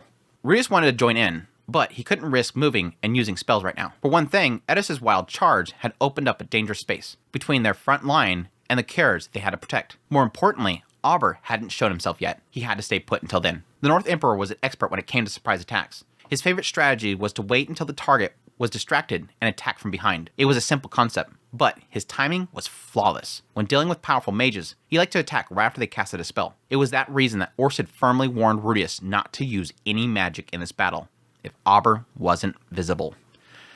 He fails. Even if his allies were in danger, it was just too risky. As long as he was patient, Auber would change targets to someone else and let down his guard. The instant he appeared would be the best chance to take him down. So Rudius stayed put for now, focusing on monitoring everyone around him. However, this was going worse than expected. They hadn't anticipated a North King showing up as well. If Auber had any other powerful allies waiting in the wing, they'd have to risk retreat. Yeah, that's something I didn't really kind of consider. That yes, we're so focused on these two individuals. There's other people. What's the matter, Black Wolf? Not so bold now, are you? Ghislaine wasn't faring well against Weetah. Her movements were strange. Every time she started attack, she'd pause momentarily to look away, leaving Weetah to take advantage of that. At remarkable speeds, he'd dart up, launch a series of quick thrusts. Ghislaine managed to evade the attacks, but was being forced back, taking a few grazing blows and leaving her bleeding. She just couldn't get on the offense. Watching Weetah closely, he was hard to look at with his shining armor. When he wasn't on the offense, he would keep a set distance and swing his empty left hand forward. Was it some kind of magic, or was he throwing some sort of powder in her face? No, he was hitting her with light. His mirror-like gauntlet was reflecting sun in her eyes. Talk about a cheap trick. But it was effective, and Ghislaine may lose at this rate. Rudius debated intervening. He feared losing his chance to help. He may lose Ghislaine over someone that wasn't even there. No, he decided to intervene. And I think this is probably a part of his whole plot here. Auber with possibly the... I don't know, I think there's a thought here that Auber... We were kind of speculating that it's going to be either Auber or it's going to be Rhaeda. I'm still thinking it's Rhaeda. I don't think that... And it could be because the man god told not to, or his influence that makes him not bring it up, but it is kind of confirmed the idea that later on he's like, no, just this Edis girl talked about him. He combined an earth and water spell, a loose variation of Quagmire. Mud rain. Dark clouds covered the sky, and chocolate-colored rain poured across the battlefield. It was nothing more than muddy water, with no offensive effect. But the ground turned soupy, throwing off the enemy. Within seconds, soldiers were slipping and falling over each other, while Ghislaine and Edis were not affected, as they were trained to fight in any condition. Sylphie also wasn't bothered, although her hair looked an unpleasant brown tint. What is this trickery? Unfortunately for Weetah, his polished armor was now covered in sludge, removing its effect. Ghislaine's roar of challenge echoed through the forest as she swung her blade. Weetah tumbled nimbly to one side, but was too slow to react. Ghislaine's sword of light was too fast. There was a loud metallic clang, and Weetah fell back with a spray of blood from his shoulder. Now that they seemed good, Rudius turned his attention back to Auber, checking the rear. Huh? Oh. He was standing right there. Appearance eccentric, to say the least. Rainbow coat, loose pants that reached his knees, 3 swords at his hip. There was a colorful tattoo of a peacock on his cheek, but his gravity-defying satellite dish hairdo was just as striking. Dirt poured off his cloak as he pushed his way through the trees. The path he had made led back to a nearby hole, perfectly outside of Luke's vision. He was waiting behind them the whole time, in a hole in the ground. His outfit matched Orsted's description. This was the North Emperor Auber. My goodness, you actually noticed me. Rudius's eye of foresight showed Auber moving, drawing his sword with his right hand. But I'm afraid a mage stands no chance at this distance. Goodbye, my friend. Knowing he'd swing his sword down, Rudius brought his left hand up. His Aleph gauntlet was weightless, but Auber was faster. He had to play his last card. Fly, my hand. Whoa! His gauntlet launched at incredible speed, but Auber rolled backwards at the last moment. The gauntlet slammed into the tree behind him. Auber looked wide-eyed back at the gauntlet, then to Rudius. Well, that was certainly peculiar. He was startled. Good, since Rudius wasn't exactly calm himself. Yeah, here it is right here. It's like the heart is pumping. The heart is pumping, the adrenaline is going. This is death right here. Death is right in front of me. His heart was pounding fiercely in his chest. He knew he would try something. Orsted gave his warnings, but Rudius ignored his advice and landed in a mess. He'd have to hold off Auber himself. Yep, he did exactly what Orsted told you not to do. His enemy was an Emperor-class swordsmaster. Ambushes might be his specialty, but that didn't mean that he was weak in a duel. The one thing going for Rudius was that Orsted told him how to fight his style. Rudius hyped himself up in his mind. Calm down, man. You're strong. You got this. You're number one. I'm strong. I'm strong. I'm Stallone. I'm Italian Stallion. So, you're Quagmire Rudius, eh? That's right. Rudius already had a nickname. Oddly, Auber wasn't attacking. He was just standing there talking. I've heard plenty about you, but I see there's some truth to the rumors. This might be something of a challenge. Rudius thought, was he hesitating? He couldn't counter him unless he was on the offense. Where did you hear about me? Oh, this was back when I was teaching a certain wild beast how to use a sword. The little creature was always going on about how incredible you are. Wait, what? This guy knows Edis? Damn it, another inconsistency. Come on. Damn it, another inconsistency. Rudius, Chapter 9 of Volume 16, probably not even a week ago, you literally talked to Edis about how she was trained by Auber. They knew each other. You knew back there, damn it. I hate the inconsistencies. It makes me, and this could be just that Rudius is flustered right now. He's hyping up on adrenaline. He's literally facing death in front of him. He could die if he makes the wrong move. Everybody's dead if he makes the wrong move. It could just be that. We'll just chop it up as that. I knew a man capable of charming that young tiger had to be a peculiar sort, but I never imagined that you could actually shoot your hand off like a rocket. Rocket? Rocket? He knows about rockets? Is Auber a isekai? Is Auber an isekai because he knows about rockets? I know, there could be a concept of rockets in this world, like, you know, like a rocket using just regular gunpowder or something like that to shoot something. They could have rockets in this world. Making an impression with the robot punch, Auber seemed to be watching him warily. Ghislaine had chased off Weetah at the corner of Rudius' eye and was currently heading his way. If she could make it there, it would be 2-on-1 fight, putting their odds in their favor. Edis, Ghislaine, Silent Fitz, and Quagmire Rudius. I brought along Weetah, mostly as a precaution, really, but now I've failed to finish you off. This might prove to be rather challenging. After a pause, Auber nodded to himself. Would he make his move? But a worthy challenge is always welcome. A few seconds later, and Ghislaine would be there. Rudius knew all of his opening moves. He could do this. My name is Auber Corbett, the North Emperor. Auber returned his sword to his sheath, then drew another one with his left hand. Rudius channeled mana into his staff, ready to intercept his charge. And I shall now depart. Adieu, my friends. Auber spun around and ran towards Ghislaine. Wait, he was leaving? Adieu. Auber! Oh my, hello there, Ghislaine. It seems, grah, you haven't changed a whit, my dear. Auber grabbed a small bag from his coat and tossed it at Ghislaine. She reflexively slashed it in midair, exploding a cloud of smoke. Stone cannon. Goodness! Rudius had fired right at Auber's back, but he dodged it without even glancing back. Ghislaine was unable to follow up, as she was now sneezing and wiping tears from her eyes. Apparently, she was being hit with an equivalent of a pepper spray. Auber didn't even slow down to attack her, though.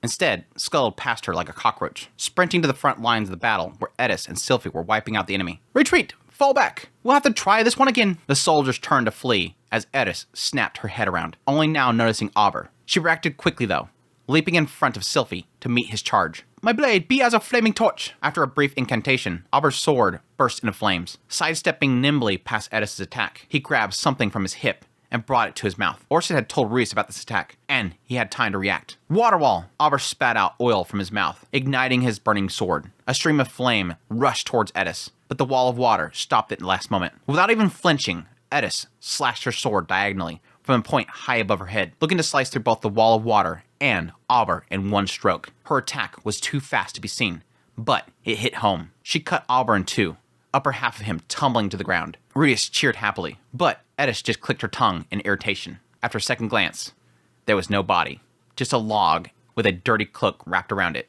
Yeah, there was a side of me like, whoa, that was... There you go, Auber gone. But I guess I should have known that, because yes, North style is just very... Just have a lot of tricks. They're... Like Rudius kind of puts it, he's kind of like a ninja. North style is he's kind of putting it like a ninja, you know, doing the whole kind of flame breath kind of thing that you seem like it's like some sort of ninjutsu that you're actually breathing fire, but you're actually just creating like this spit of oil and whatnot. Rudius watched the entire thing with his eye of foresight, but had no idea what he'd just seen. That's interesting because when I read that, my initial thought was, okay, is he doing something in order to trick the eye of foresight? Or is it simply the idea that because of what happened, he kind of insinuates this idea that there's a possibility the cloak that he's wearing is magical and allows him to transport. And so, yes, at that moment, he was there. But that brief split second that Edis' sword was coming through, he activated the cloak and transported. And Rudius just doesn't really, he's like, what just happened? Like, he's seen something weird. And it could be what he visually seen was, he's seeing this future forward, and then suddenly out of nowhere, it just goes, zip.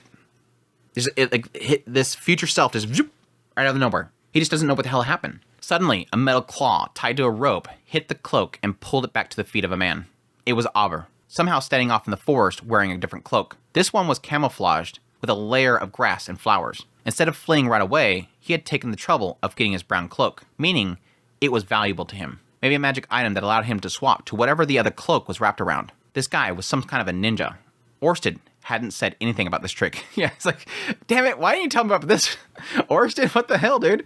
Probably because what Orsted's mindset is, I need to tell him about how every attack that he's going to receive and how to counter them, every opening. Because the idea here is to counter whatever he's going to attack you with and kill them. He doesn't care about his way of fleeing. He's not supposed to flee, Rudius. You're supposed to kill him. I wonder if that's going to be like later on, Rudius talks to Orsted about his first fight with Auber, and he's like, why didn't you tell me about this whole thing? You're supposed to kill him, idiot. You've improved considerably, Mad Dog. I'll take my leave now, but I look forward to our next encounter. Hey, get back here. Don't follow him. There's still soldiers in the woods. You can't run off on your own. Edis shot a hopeful glance at Rudius' direction, but he just shook his head. After a regretful gaze at Auber's flea, she sheathed her sword with a grumpy humph. With her prey now gone, Edis walked to Rudius, as Sylphie kept a careful eye on the surroundings. But it seemed that the enemy had completely disappeared. Only bodies remained. Yeah, Edis was like, oh, that was it. That's it. Like, it kind of implies this idea that Edis has like a sense of the surroundings and knows that there's nobody else there, and just kind of just walks back to Rudius, whereas Sylphie still has to get that sense of what's going on around them. Obviously not knowing if there's still some people there to attack. But it seemed the enemy had completely disappeared. Only bodies remained. Rudius breathed a sigh of relief. They managed to survive their first attack. They'd be keeping their guard up, as Auber could hit them again at any time. They'd have to stay on high alert until night fell. That was odd that they kind of mentioned this. They're not going to be making it straight to the wall. Because what they said before was that they're going to sleep before they enter the forest, because the next day they're going to just make a straight run to the other side. Now, granted, this fight could have lasted a long time. It seemed like it was a very quick fight. It could have lasted a long time, but in their goal is to get that wall now. Like, get there now. Like, keep moving. Like, as they're all fleeing, go. But, I don't know. We'll see with the next chapter. I haven't read the next chapter yet. Just this line implies the idea they're going to chill until night fell. They took a moment to review the situation. The enemy was nearly wiped out, and Rudius' team emerged basically unscathed. Ghislaine was sniffling and sneezing for about an hour. Both healing and detoxification didn't work. Instead, washing her eyes out with water seemed to do the trick. It was surprising how many things a healing spell couldn't fix. They probably wouldn't work on pollen allergies either, although he hadn't encountered any such thing in this world. Those are two interesting kind of comments made there. You would assume that detoxification would work on something like that. It's kind of implying this idea that the power that he uses is kind of like a pepper spray powder or whatever, and it gets inside of the ducts and whatnot, and it irritates the pores, and it makes you cry and sniffle and whatever. So it's basically causing a reaction. Similar to pollen and allergies, it's essentially these foreign things getting into your sinuses and whatever, and your body is thinking that something's wrong, and so it's overreacting to it. That's what allergy reactions is. It's your body overreacting to something that's not necessarily that damaging. So you would think that detoxification would almost be a similar thing as to like alcohol, the effects of alcohol. But technically alcohol, you're getting rid of the toxins that are technically you're putting into your bloodstream. Whereas this, again, is your body is overreacting to something. It's sending off signals that shouldn't really be set off in that degree. So I guess it makes sense that won't work, but it is also interesting that he's noting that apparently pollen allergies might not be a thing in this world, which is kind of odd. It's kind of an odd thing to kind of note that doesn't exist. Or at least he hasn't noticed it. Not everybody's affected by allergies as much as others. Before moving on, they decided to dispose of the bodies of the would-be assassins. While Reese wanted to leave them behind, they were in the middle of a forest. Their bodies would turn to undead if left for too long, and there was something of a taboo against abandoning corpses in general. They stripped their armor, dumped their personal possessions into a pile, and burned the bodies. Partway through the process, Luke looked distressed. His face was getting paler and paler by the minute. It wasn't like he hadn't seen a dead body before. More so, he was fixated on the armor. Luke, this crest is, The reaction he had became clear. Among many soldiers that they had killed, a decent number of them had a specific crest on their armor. It was a symbol of the Milbots region, and by extension, of the Osran lord that controlled it. Milbots was a rich territory, ruled by one of the 4 great noble houses of Osra, and apparently, their troops have been dispatched to join the attempts on their lives. I can't believe it, Luke muttered to no one in particular. It was all too clear what this meant. Palmon Nodos Greyrat, the lord of the Milbots region, had betrayed Princess Ariel. And that is chapter 2. Yeah, when I read this, I'm like, not a shock. And this is technically from our perspective. Now, you would assume that Ariel would be getting some sort of information from this region. She should be getting intel about the movings of people in that kingdom. Now, maybe like just certain allegiances between certain groups. Maybe she's not getting that information sent to her. Maybe it's too hush-hush between Palmon and them that she's not hearing about this. Maybe they told Palmon, you can work for our side, but don't tell anybody. If she contacts you, act like you're still working for her. And that could be what it is. But yeah, from our perspective, the reader's perspective, yes, we learned from that chapter, Ariel's dead, that Palmon was doing an investigation, trying to figure out where she was at, if she was safe. And at some point, he reported back to Palmon, yeah, she dead. And it said in that chapter, basically, that Palmon, hearing this, went and made a mistake, basically. He went on and did something that he shouldn't have done or whatever, and that's kind of, that was implying this. So way back there, already Refugium was cooking, or something of those two was added to the light novel, knowing where he was going. But either way, yes, Palmon, he thought that she was dead. And again, they should know that Ariel is not dead, and you would hope that Palmon would have still assisted her, but obviously, being in the position that he had no choice. It's either ditch Ariel and change allegiances, or you're dead. Like, they could have crushed him. They would have had him killed. So, I mean, it is... I don't blame Palmon, because, again, his own self-preservation is here. And him keeping allegiance with Ariel would have led him and his entire domain screwed. So he had to change forces. It just, yeah, it does really technically suck for Luke, especially, because, again, that was his father and everything. And yes, technically, Rudius is related to them as well, but Rudius doesn't care about Luke, doesn't care about the Nodos Greyrat family, doesn't care about the Greyrat family in general. Like, he's left that behind. He's stated several times that he doesn't want to get involved in all that stuff. Even Paul told him to not get involved. But it still sucks for Luke, and I'll be curious as to what that means for Ariel going forward. Again, I'm kind of bugged by the fact that they've decided to just make tent and chill, because, like, move. Like, the best moment that you have is to move now. Now, yes, technically, getting a quick wrap-up of what happened and figure out what to do next is important. They need to do a little bit of a debriefing, essentially, and figure out where they stand and how they can react. And this is a really good opportunity for them now to sort of indicate to the rest of them what they need to look forward to with Auber being involved now, because he's already made his appearance. Now, he can not divulge too much information about Auber to Luke, but he could still technically use this opportunity to inform at least Edis, which kind of does bug me. I know that he was worried about telling everybody about, or at least he was worried about mentioning his plans for Auber. But it's like, why would you not at least talk to Sylphie and Edis about his plans and what Auber could do?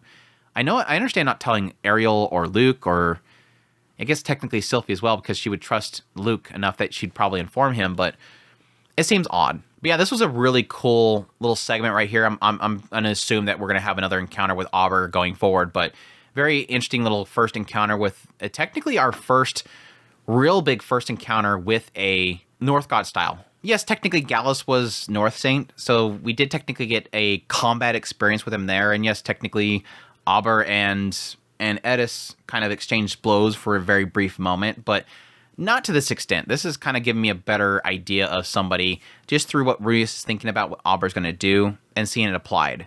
The trickery that they have is very interesting to me. I do like the fact that every sword style has a very unique thing to it, like with the The Water God style is all about counters, so it's wait for your opponent. You know, you're basically driving them. You're baiting them and retaliating and all that kind of stuff. Again, with Norse style, it's just anything goes. If you have to throw sand in their eyes to get the win, you're going to do it. It's trickery, but it's the aspect of, in the end, I'm alive and you're not. And then, yes, technically with the Sword God, it's all about like just pure speed and best defense is a good offense kind of idea. So it's kind of really cool to get our first experience with it. So anyways, looking forward to chapter 3 and onward. Really great set of chapters. Love getting back into here. I didn't really expect to talk this much about certain things that was talked with Orsted. It kind of came out of nowhere. And like I said, the whole thing with the turning points and everything just kind of, my mind ran with it. It's probably one of those cases where it probably doesn't amount to anything. And I'm just kind of speculating down a hole that doesn't need to be going down. But I like it. I enjoy that kind of stuff. Anyhow, that's it for this Mushoku Monday. I hope you guys enjoyed this Mushoku Monday. Thank you guys so much for dropping by for the premiere. Hey, chat. Hope you guys had a fun time, and I look forward to us dropping by for next time. As per usual, greatly appreciate your guys' support for all the likes, all the kind comments, all the sharing, telling your friends about Mushoku Mondays. All that stuff helps us grow, and I'm just so excited about the growth that we've had in the channel. As per usual, again, greatly appreciate everybody that supports the channel through monetarily, Patreon, tips, links, super thanks, memberships, all that good stuff. I greatly appreciate it. It means so much to me that you guys part with your hard-earned money in order to keep this going, keep the lights on, all that kind of stuff. But with all that said, until the next Mushoku Mondays, y'all take care.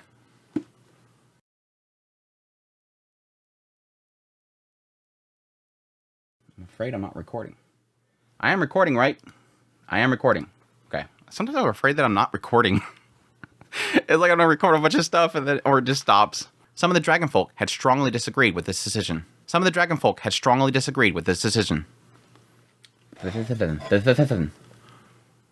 felt like you couldn't go. It felt like you could. For once on a trip, Ruiz had no rope. She cut Auber in two. Upper half of him, trembling,